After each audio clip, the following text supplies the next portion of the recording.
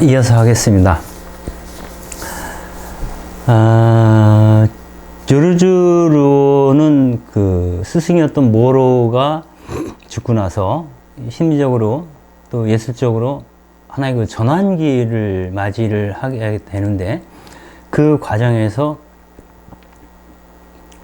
어떤 그 가난한 그리스도, 멸시받는 그리스도, 조롱받는 그리스도, 그리고 그러한 그리스도처럼 남루하고 보잘것없는 사람들에 대한 발견, 그리고 그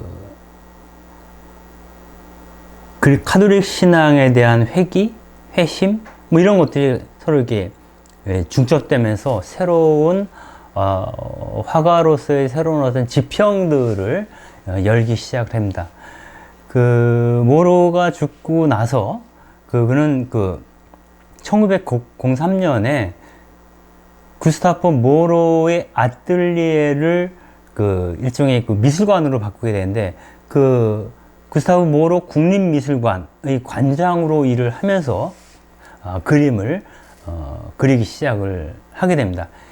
이 당시에 조르주 루어는 사실상 새로운 그림의 화풍을 개척해 나가는 데는 모로의 영향보다는 오히려 렘브란트의 영향을 더 많이 받았다고 얘기를 합니다. 렘브란트라고 한다면 뭐 새로운 의미의 종교화의 어떤 그런 아버지라고 얘기할 정도로 굉장히 중요한 사람이고, 빈센트 반 고흐나 이런 사람들도 특별히 렘브란트에 주목을 했던 것을 우리는 잘 알고 있습니다. 그 밖에 도미에나, 빈센트 반 고흐, 또 폴 고갱, 폴 세잔, 로트레이크와 같은 작가들의 영향을 받고 그들을 탐구하면서 자신의 어떤 그림의 방향을 설정을 하게 되는데, 특별히 루오 그림의 특성 중에 하나는 고갱이나 고흐가 보여준 그림의 특성과 같은 어떤 역동성, 색조 대비, 이런 것들이 잘 드러나고 있는데요. 그 선 자체가 날카롭고 강렬한 붓으로 터치하는 듯한 느낌을 받게 하는, 물론 여기에는 앞서도 말씀드렸지만 스테인드 글라스의 기법하고도 연결이 되어 있습니다. 그래서 루오가 새로운 그림의 세계, 자기만의 어떤 그림 세계를 펼쳐 나가는데, 초기에 집중했던 것은 루오 자신이 살던 그 시대의 가장 어두운 구석을 조명해 주는 것입니다. 그래서 특별히 매춘부와 광대와 판사, 여기서 매춘부와 광대는 멸시받는 그리스도의 모습을 닮은 자들의 모습으로 나타나고요. 그 다음에 판사나 검사, 이런 법관, 이러한 사람들은 이제 소위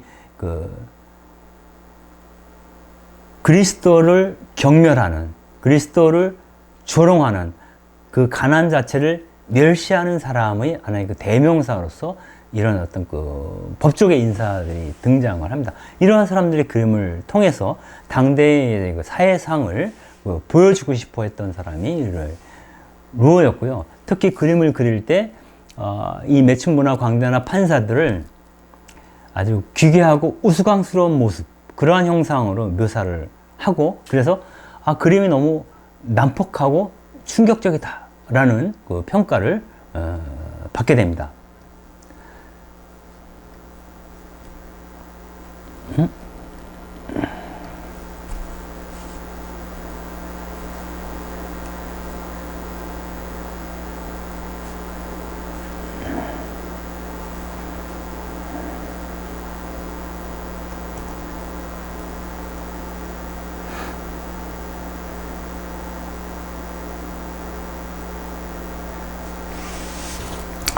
첫 번째, 매춘부부터 보도록 하겠습니다.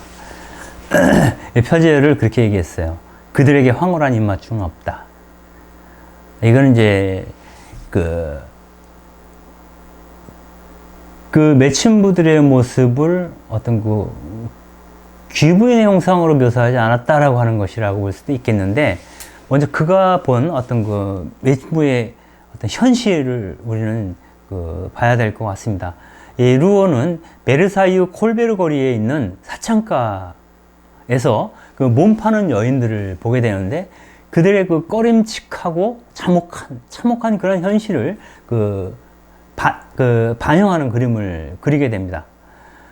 그들의 어떤 서 있는 모습, 앉아 있는 모습, 옆에서 본 모습, 뚱뚱한 몸, 여인 몸, 이런 것들을 그렸고, 벌겋은 몸에 까만 스타킹만 신은 여인, 그리고 거울 앞에서 머리 모양을 매만지고 있는 그러한 모습, 소파에 누워서 손님을 기다리는 그런 매춘부들의 그림을 그립니다. 그런데 루오는 이 매춘부들을 추하거나 음탕하게 그리지는 않았어요. 이들은 어느 매춘부이든 피곤한 기색이 역력하고 축 늘어진 그런 몸뚱이를 갖고 있으며, 이러한 것들은 그들의 한많은 가혹한 현실을 말해주는 겁니다. 이 세계를 루오는 부드럽고 화사하게 그렇게 그릴 수가 없었던 거죠. 이러한 모습은 로댕의 영원한 봄이라고 하는 이 조각에서 볼 수 있는 것처럼 화려하고 아름다운 그런 입맞춤, 극적인 그러한 모습은 보이지 않습니다. 루오가 발견한 매춘부에게서는 황홀한 입맞춤이나 그런 어떤 시적인 정치, 이런 것들을 느낄 수는 없는 거죠. 그들은 탐욕에 희생되고 시민사회에 짓밟힌 존재로서 드러나게 되는데요. 사실 당시 산업화로 인해서 가난한 여성들은 생계를 위해서 길거리로 내몰렸다라고 보는 건데요. 레미제라블에서의 주인공도 매춘을 하죠. 가난과 성병은 그들의 현실이었고, 루오는 이들에게서 내면에 도사리고 있는 어떤 고통을 감지를 하게 됩니다. 그래서 루오가 그린 매춘부들은 하나같이 다 화가 나 있는 모습, 그런 표정들을 보여주게 되는데, 그들의 가혹한 현실을 반영하는 것이죠. 루오는 이 여성들을 관찰하면서 그렸다고 하기보다는 그들의 아픔에 공감하면서 그들의 분노를 거칠게 표현할 수밖에 없었던 거죠. 그래서 미술사가인 느리발은 이렇게 얘기를 합니다. 매춘부들을 그리면서 루오는 이 죄 많은 여인들이 풍기는 향기에 취하는 것이 아니라 그녀들의 죄에 함께 울고 그녀들과 더불어 괴로워하고 있다 라고 이야기를 합니다. 루오는 이 매춘부들을 보고서 세리와 청녀들이 너희들보다 먼저 하나님 나라에 들어갈 것이다 라고 했던 복음서의 말씀이 무엇을 의미하는지를 깨달았다 라고 합니다. 즉 가혹한 현실에 희생자가 된 사람들 안에서 그들에게 자비의 손길을 뻗치시는 하나님의 마음을 헤아리게 되었다. 루오가 그렇게 보는 것이죠. 그래서 매춘부들은 이 세상이 무질서에 빠져 있음을 보여주는 징표다. 그러니까 무질서라는 것은 사회 정의가 상실된 상태라고 보는 거죠. 질서라고 하는 것은 하느님의 자비와 정의가 드러난 상태를 얘기하는 것이죠. 즉, 여성들은 남자들의 욕정과 돈에 대한 탐욕에 의해서 희생된 존재들이라는 거고요. 그리고 그들은 시민사회에서도 짓밟힌 그런 희생자라고 이야기하는 것입니다. 그리고 사람이 이렇게 짓밟히도록 용인하고 있는 그리스도교는 도대체 무엇인지 이 매춘부의 그림을 통해서 묻고 있다라는 거죠. 즉, 교회와 세상으로부터 짓밟히고 주변에 된 존재로서, 희생된 존재로서의 어떤 매춘부들을 있는 그대로 드러내 보이고자 했던 것이 바로 루오였다라고 하는 겁니다. 루오의 이 그림은 현대 성화다, 현대의 주목할 만한 아이콘이다 라고 말을 할 수도 있겠습니다. 루오의 매춘부들의 그림에는 조롱하는 모습도 또 풍자도 없습니다. 매춘부들의 얼굴은 슬프고 그래서 그 루어에 대한 평전을 썼던 발터닉은 매춘부의 그림을 일종의 성화라고 불렀습니다. 이렇게 얘기를 하는 거죠. 루어의 창녀 그림은, 매춘부 그림은 종교예술에 속한다. 불쌍한 이 여인들이 지극히 가련한 모습으로 감상자의 눈앞에 있듯이 인간은 항상 이와 똑같이 벌거벗은 몸으로 하느님 앞에 서 있다. 즉 매춘부들이 벌거벗고 있듯이 우리도 하느님 앞에 벌거벗고 있음을 드러내주는 그림이 바로 이 그림들이다라는 거예요. 인간은 하느님 앞에서 도저히 숨을 곳이 없다. 인간의 허점이 너무나 크기 때문이다. 그렇기 때문에 우리는 문자 그대로 이해하지 않는다면 루어의 그림에 현대의 성화라는 이름을 붙여도 된다. 이 그림을 두고 루어가 매춘부라고 제목을 붙였다 해도 이 제목에 얽매이지 않는다면 이것은 우리 시대의 인간의 현실을 드러내는, 또 그 인간들이 하나님 앞에 벌거벗고 서 있음을 드러내지는 일종의 성화다라고 얘기를 하는 거죠. 그런데 이 그림들은 동방 종교회, 그리스 종교회나 이러한 그 동방 종교의 이콘들과는 아주 반대되는 그 어두운 성화라고 얘기를 합니다. 즉, 우리가 볼 수 있는 이콘들은 대부분 황금색을 많이 사용하죠. 기본적으로. 노란빛, 황금색을 많이 사용하고 있고요. 그래서 거기에 드러나는 성자들의 모습이나 성모님의 모습이나 예수님의 모습은 굉장히 밝습니다. 그리고 빛 그 자체를 우리에게 드러내 보여주고 있습니다.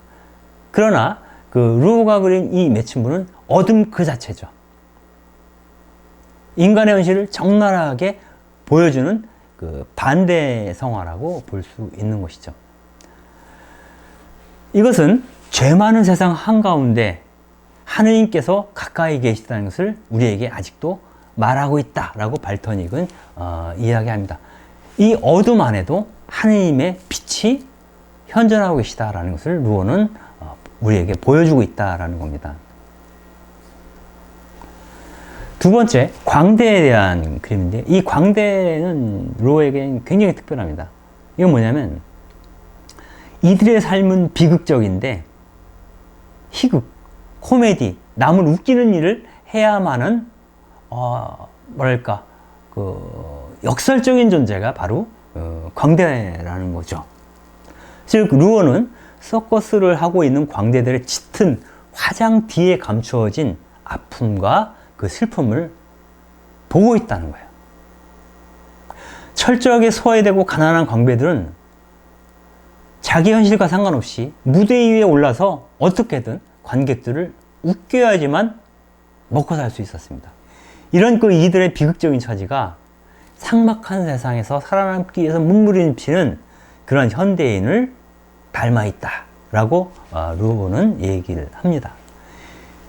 여기서 그 어둡고 거칠게 표현된 광대들은 상처 입은 거룩한 존재들이다, 이렇게 얘기를 합니다. 그래서 루어는 이렇게 말하죠. 그 광대는 바로 나였고 우리 모두였다. 여기서 저 맨 그 오른쪽 왼쪽에 있는 저 광대라는 이 그림은 사실을 그 변장한 루어라고 얘기를 합니다. 즉 루어가 가면을 쓰고 있는 그 광대의 모습이죠. 그런데 우리는 저 루어처럼 모두가 다 가면을 쓰고 이 세상 앞에 서 있다는 거예요. 맨 얼굴로 이 세상을 대할 수가 없죠. 맨 얼굴로 이 세상 앞에 섰을 때 그것은 나의 실존, 나의 현존을 위협하기 때문이죠. 그래서 거짓된 가면을 쓰고 살 수밖에 없는 사람들의 슬픔에 대해서 얘기를 하고 있는 겁니다.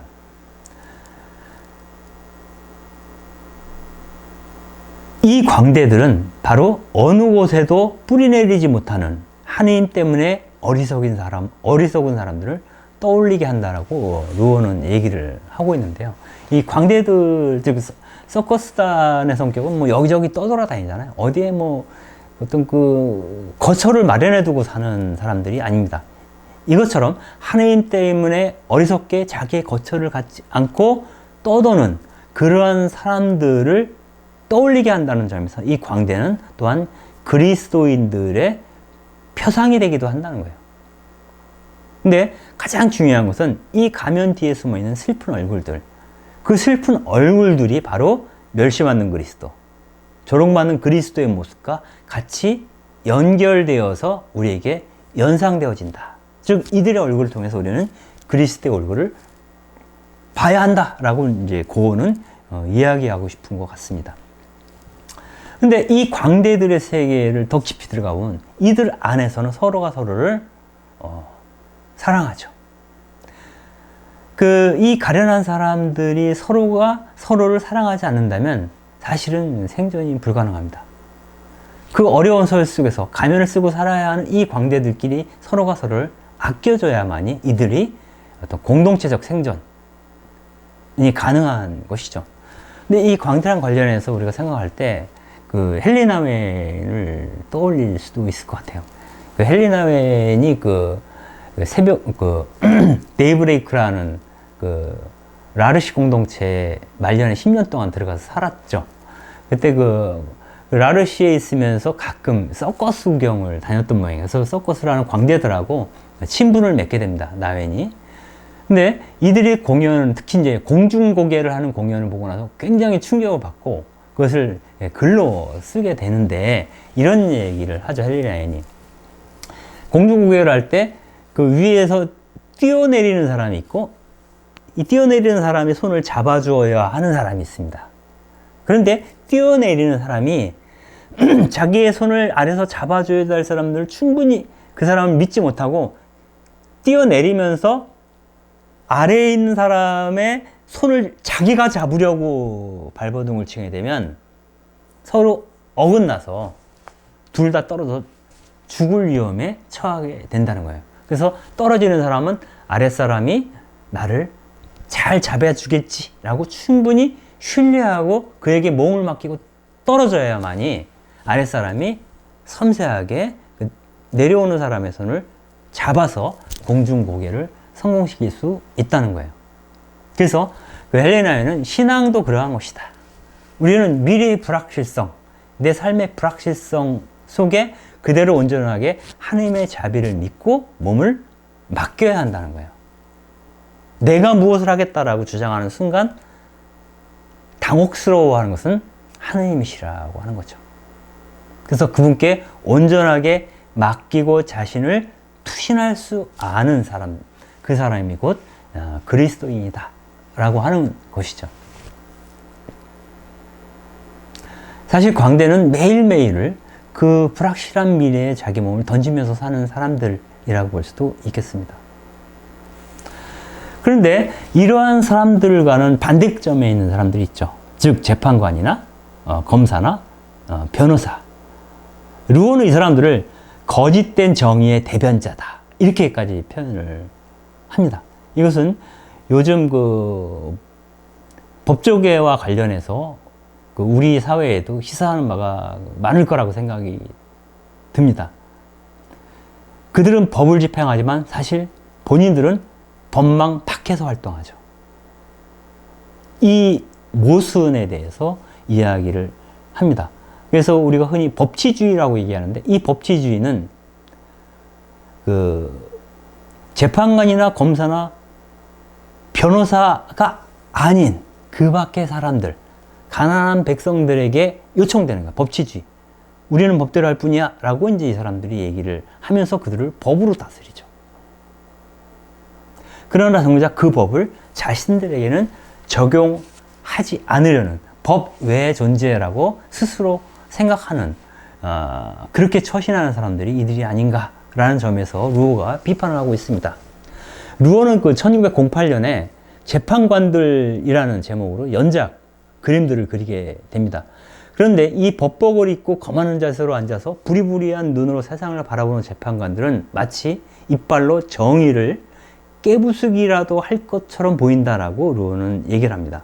이 법복 뒤에서 자신의 진실을 가리고 피고의 인생을 인정머리 없이 재단하는 그러한 판검사들이 역겹다라고 이제 루어는 말하는 거죠. 이 발터닉은 그래서 이 그림을 보면서 이렇게 얘기를 합니다. 최후의 심판에서는 재판관도 피고인이고 공범자로 하느님 법정에 서게 될 것이다. 즉 최후의 심판 때에는 이 재판관들, 이 그림에서 보이는 이 재판관들도 피고석에 앉아서 하느님께 자신의 죄를 읊조려야 한다는 것이죠.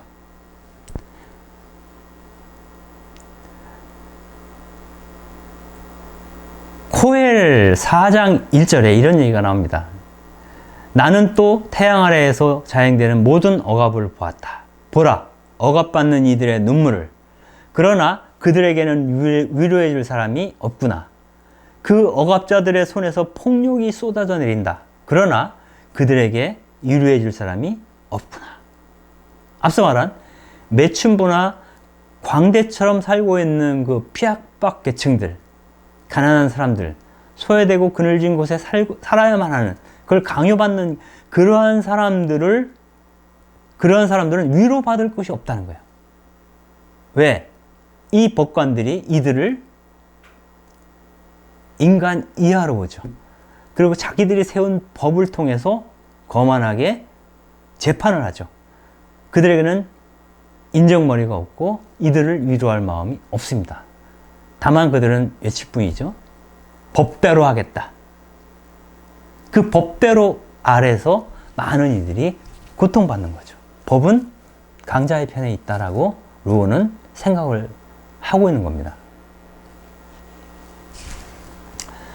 이 그림 이후에 사실은 좀 더 종교적이고 우리에게 위안을 주는 희망의 근거가 좀 더 많이 발산되는 그림들이 나오기 시작을 합니다. 루오는 이런 얘기를 하죠. 미술은 내게 한밤의 절규이고 숨죽인 흐느낌이며 억눌린 미소다. 나는 황량한 벌판에서 고통당하는 자들의 말없는 친구다. 인류는 자신의 부도덕과 정결을 담장 뒤에 감춘다. 나는 문둥병에 걸린 그 담장에 달라붙은 비참한 담쟁이 덩굴이다. 그리스도인인 나는 십자가에 달리신 예수를 믿는다. 이렇게 얘기를 합니다.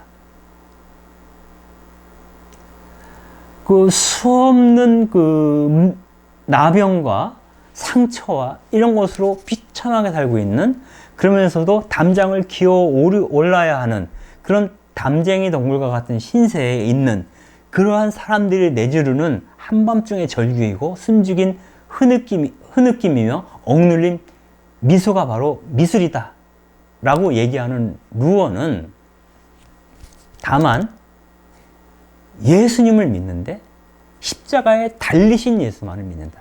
즉 앞서 말한 것의 연장선에서 루어는 끝없이 고통받고 그늘진 곳에 머무는 그들과 함께 동행하시는 그들 안에서 현존하시는 그리스도, 십자가에 달린 고통받는 그리스도에 계속 주목을 하는 것이죠. 이 루어는 1910년에 두르에 갤러리에서 첫 개인전을 열고 11년에 그 도시 바깥에 교회로 이사를 해서 자신의 아틀리에에서 계속 그림을 그립니다. 이때부터 루어의 그림이 어두운 색조, 미제레레에서 나타나는 그런 류의 그 어두운 색조에서 벗어나서 그 색채가 풍부한 유화물감을 사용하게 되죠. 이 그림만 봐도 그 루어의 그림 가운데서는 좀 뭐랄까, 뭐 쾌적한, 기쁜 이런 느낌은 아니지만 비교적 밝은 톤의 어떤 느낌들을 우리는 가질 수가 있습니다. 1913년에 그 루오가 다시 종교적인 테마에 집중하게 되면서 그린 그림이 바로 여기에 나오는 교회의 그리스도라는 그림입니다. 이 황량한 거리를 배경으로 두 아이가 그리스도와 함께 거리에서 서성거리고 있죠. 원래 이 시간이 되면 얘들아 밥 먹어라 라는 부모님의 소리를 듣고 집으로 들어가야 할 시간이에요. 근데 이 아이들은 거리를 헤매고 있고 이들에게 동행이 되어주는 것은 그리스도밖에 없죠. 이거 루오가 그린 그림은 어떤 역사적인, 어떤 격정적인 어떤 순간을 포착해서 그리는 게 아니에요. 그러니까 세례 사건이라든가 예수님의, 혹은 뭐 십자가에 달리신 예수라든가 아니면 무슨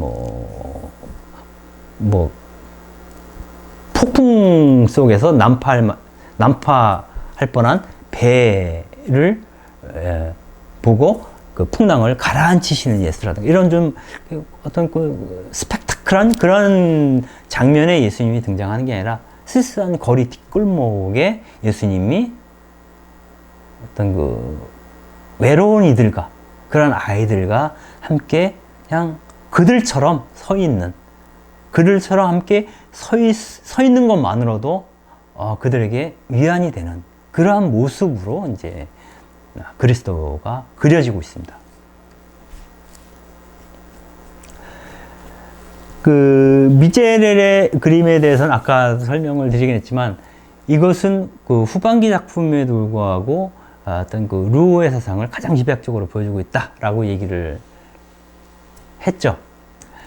이와 관련해서 잠깐 얘기를 한다면 화상이며 출판업자였던 그 볼라르라고 하는 사람이 루오의 재능을 알아보고 1913년에 그 루오의 아틀리에에 있는 모든 작품을 사겠다라고 계약을 맺고요. 그 이외에도 그림이 나오더라도 자기가 다 사겠다라고 얘기를 합니다. 그래서 루오가 그림을 파는 문제에 이제 신경을 쓰지 않고 창작에만 몰두할 수 있는 조건이 이때 마련됩니다. 이때부터 루오는 그 보들레르의 악의 꽃 혹은 앙드레 슈아레스의 신앙 시집인 순환 이러한 그 책에 사파로 그려놓을 그 판화들을 새기기도 했습니다. 그 와중에서 그린 작품 중에 하나가 미제레레였죠. 그 58점의 작품이 들어가 있는데 이 책은 출판이 지연되다가 사실은 그 제2차 세계대전이 끝나고 나서 1948년에 파리에서 발표가 됩니다. 그 미제레레라고 하는 그 그림이 그 발표가 될 수 없었던 것은 뭐냐면 그 나치에 점령당한 프랑스의 상황 속에서 루오의 작품을 나치가 모두 퇴폐 예술로 규정을 하고 작품지 발간을 금지했기 때문이죠. 근데 이 얘기를 듣고 나서 그 루오는 나치한테 그 발간 금지 명령이 내려졌으니 얼마나 영예로운 일이냐라고 이제 기뻐했다라는 얘기도 합니다. 루오는 이러한 그림들을 통해서 전쟁으로 고통을 겪었던 그 프랑스 국민들에게 위로를 주고자 했던 거죠. 그 앞서 말씀드렸지만은 그 미제레레는 1번에서 33번 판화까지는 미제레레라는 제목으로 34번부터 58번까지는 전쟁을 주제로 그린 그림이었습니다. 그 루오의 그림 가운데 특별히 그 우리 요한나라는 그림이 있는데 이거는 그 오르레앙의 영웅이었던 잔다르크를 그린 그림이죠. 이것은 전쟁 후에 그렸는데 그 전쟁의 상처로 고통받던 프랑스 국민들에게 이 상처를 딛고 일어나라는 희망의 메시지를 주려고 하는 의도에서 이 그림을 그리게 되죠. 그런데 이 그림에서는 애국심으로부터 촉발된 그런 국민 영웅으로서의 잔다르크를 그려놓고 있지는 않습니다. 이 아래쪽에 보시면 이 불타는 도시죠. 불타는. 파리가 불타고 있다라고 볼 수도 있는데 이 불타는 어떤 마을을 배경으로 해서 그 잔다르크가 어디를 바라보고 있냐면 하늘을 바라보고 있습니다. 즉 자신이 이 전쟁에 나선 것은 애국심 때문이 아니라 하느님의 명령 때문, 이 전쟁으로 인해 고통받고 있는 백성들을 구하라고 하는 그런 하느님의 명령에 따라서 자신이 전투에 나서고 있다는 것을 보여주는 그러한 잔다크의 모습이라는 거죠. 그래서 애국심이라고 하는 것은 이제 그 시몬 베이유도 부정적으로 얘기를 했는데 어떤 집단의식에 의존하지 않고 하느님의 명령을 우선시하는 그분의 명령에 따라 그분의 자비에 의해서만 움직이는 어떤 존재로서의 잔다르크를 우리는 이 그림에서도 볼 수가 있겠습니다. 그래서 이 제목이 우리 요한나인데 여기서의 우리는 그 프랑스의 소설가였던 조르주 베르나노스, 그 어느 시골 신부의 일기로 그냥 유명하죠. 맞나? 맞을 거야. 그 조르주 베르나노스가 우리 교회는 성인들의 교회다 라고 얘기할 때 그 우리라는 거야. 그래서 우리는 권력자들의 교회를 뜻하는 것도 아니고 애국심으로 포장된 국가교회도 아니라는 거야. 오히려 루어는 잔다크의 그 시선을 위로 향하게 함으로써 당시 교회가 미화하고 신성시한 애국심에서 자신의 거룩함을 지켜내도록 배치한 거죠.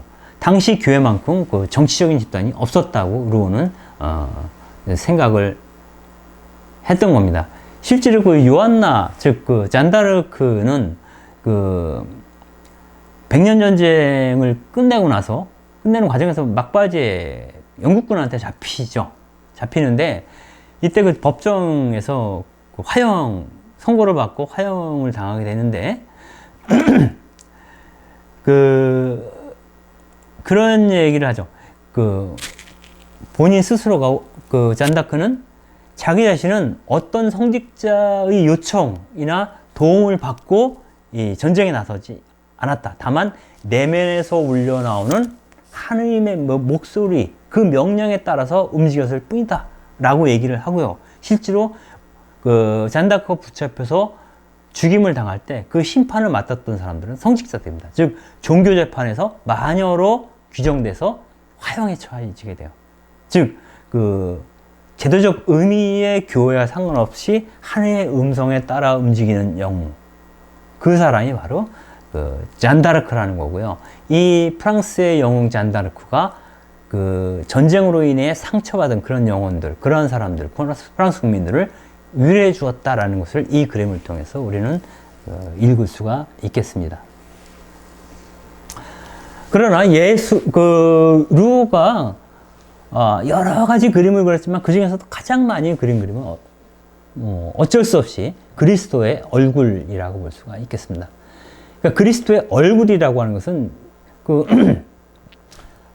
뒤에 또 말씀드리겠지만 베로니카의 수건에 묻어난 그 그리스도, 그러니까 그리스도의 얼굴을 지금도 우리가 볼 수 있도록 현존케 하는 힘, 이런 것들이 중요하다는 거예요. 그래서 그리스도의 얼굴을 많이 그립니다. 그리스도의 얼굴이 곧 우리의 얼굴이 되어야 하기 때문이죠. 그래서 이 그림에서 보면 하나는 거룩한 얼굴이라고 하는 그림이고요. 또 하나는 이 사람을 보라, 에케 호모죠. 이 사람을 보라라고 하는 법정에 선 그리스도를 그리게 됩니다. 이 법정에 선 그리스도를 보게 되면 왜 루오가 그에게 사형을 선고했던 빌라도와 같은 모습의 재판관, 법관에 대해서 부정적인 시각에서 그림을 그렸는지를 이해하게 됩니다. 그런데 루오가 그린 그리스도의 얼굴은 어떤 신적인 혹은 군주와 같은 그런 위엄이나 권능을 이 그림에서는 찾아볼 수가 없습니다. 예수님은 눈을 동그랗게 뜨고 두려움을 느끼는 듯한 모습으로 루오의 그림에 등장을 합니다. 그래서 이 루오에 대한 글을 썼던 조양 선생 같은 경우는 이렇게 얘기를 합니다. 루오의 그리스도는 영광에 찬 그리스도가 아니라 가련한 광대와 농부들, 거리의 여인들, 그리고 현실에서 고통받고 있는 사람들의 아픔을 함께 나누려는 고난의 길을 걷고 있는 그리스도의 이미지였다라고 이제 이야기를 하고 있습니다. 이 그리스도의 얼굴을 바라보며 이 얼굴이 곧 우리 그리스도인들의 얼굴이어야 한다라고 루오는 이야기를 하고 있는 것 같습니다. 이것은 곧 모든 그리스도인들의 삶의 목적은 성인됨에 있다. 혹은 모든 그리스도인들의 삶의 목적은 스스로 그리스도가 되는 데 있다 라고 하는 토마스 머튼이나 도로시 데이의 어떤 그런 입장과 루오의 생각이 저는 아래서 밑닿아 있다, 연결되어 있다, 이렇게 생각을 합니다. 베로니카죠. 가톨릭 교회에서는 예수가 사형 선고를 받고 돌무덤에 묻힐 때까지 당했던 고통의 길을 십자가의 길, 즉 비아 돌로로사라고 얘기를 하는데, 이것을 십자가의 길이라는 기도에 담아서 이제 묵상을 하죠. 여기서 제 6처에 등장하는 것이 베로니카의 수건에 관한 이야기입니다. 즉 쓰러진 예수를 채찍질을 받아서 피로 범벅이 된 그런 예수가 기진해서 쓰러졌을 때 그 예수의 얼굴을 닦아주죠. 베로니카라는 여성이 나와서 그 위험을 무릅쓰고 용기 있게 행동했던 베로니카의 얼굴을 그 루오가 그리는 겁니다. 즉 예수의 얼굴을 우리에게 보여준 그 여인이 곧 베로니카라는 거고, 이것은 선교사의 사명이기도 하고, 어떤 의미에서는 예수님 제자들의 사명이기도 하고, 모든 그리스도인들의 사명이라고 말을 할 수 있겠습니다. 즉 나 자신의 모습을 통해서, 베로니카처럼 나 자신의 모습을 통해서 그리스도의 얼굴을 세상 사람들에게 보여줘야 하는 존재, 바로 그것이 그리스도인이다 라고 보는 거죠. 사실상 그 베로니카에 대한 이야기는 복음서에 등장하지 않습니다. 그래서 이 베로니카는 실존 인물이 아니라 베라이콘이라는 라틴어에서 비롯된 이름이라고 얘기를 합니다. 베라이콘이라는 말은 참된 얼굴이라는 뜻입니다. 참된 얼굴. 그러니까 참된 얼굴을 찍어낸 사람이 베로니카라는 뜻이 되겠죠. 루오는 그 베로니카를 얼굴이 갸름하고 눈망울이 큰 청순한 얼굴이며 색채 또한 밝은 파스텔 톤으로 그렸는데, 이 그림을 보는 이들로 하여금 마음을 평온하게 만든다라고 합니다. 근데 이 베로니카의 얼굴은 사실 루오의 다른 그림에서는 똑같은 형상으로 그려진 게 예수님의 얼굴이에요. 닮아 있습니다. 본래 그 베로니카를 그릴 때 그 모델을 섰던 사람은 루오의 딸인 이자벨이라고 알려져 있습니다.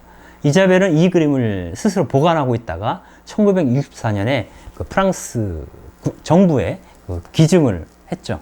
그래서 그 그림이 그대로 모든 이가 볼 수 있도록 남겨져 있게 되었습니다. 루오는 1958년도 2월 13일 날 죽게 되는데요. 죽기 전에 조르주 루오는 1951년에 프랑스 정부와 교황 비오 12세에게서 훈장을 받습니다. 그리고 52년 7월에 프랑스 국립현대미술관에서 대규모의 회고전을 열었죠. 그리고 58년 2월 13일 87살로 이제 파리에 있는 저택에서 자기 집에서 숨을 거두게 됩니다. 루오는 그 프랑스 국장으로 치러졌고요. 이 국장이 치러질 때 모렐 아빠스는 장례식 조사에서 이렇게 얘기를 했습니다. 루오는 우리에게 자신의 분노를 남겼습니다. 그럼에도 그의 작품에서는 자비가 압도하고 있습니다. 라고 얘기했습니다. 이 분노는 뭘까요? 프랑스의 기득권층에 대한 분노, 그리고 그 가엾은 사람들, 프랑스의 그 가엾은 사람들을 돌보지 않는 교회에 대한 분노, 이런 것들이 이 그림에 선연하게 드러나고 있다는 겁니다. 그러나 그 모습 안에서도 거기에 등장하는 많은 이들이, 또 거기에서 보여지는 그리스도의 모습은 우리에게 자비를 드러내고 있다. 가련한 인생들에 대한 사랑을 드러내고 있다. 이렇게 얘기를 하는 겁니다. 루오는 생전에 그 자기 작품들을 이미 직접 골라서 그 현대미술관에 기증을 했죠.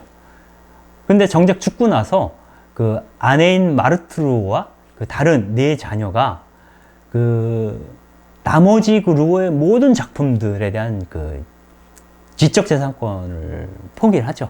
그리고 모든 작품을 프랑스 정부에 기증을 하게 됩니다. 그래서 이때 기증된 작품 천여 점이 그대로 프랑스 국립 퐁피두 센터에 지금 소장되어 있습니다.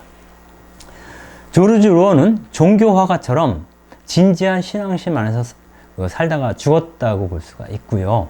세상의 비참한 현실에서 눈을 돌리지 않았고, 그 소용돌이 속에서 고통받는 이들 속에서 그리스도의 얼굴을 발견한 예술 노동자였다라고 볼 수가 있겠습니다. 그는 이승을 떠났지만 여전히 그 이말을 되풀이해서 우리에게 들려주고 있습니다. 그의 작품인 인간과 작품이라는 책의 머릿말에서 루오는 이렇게 이야기를 합니다.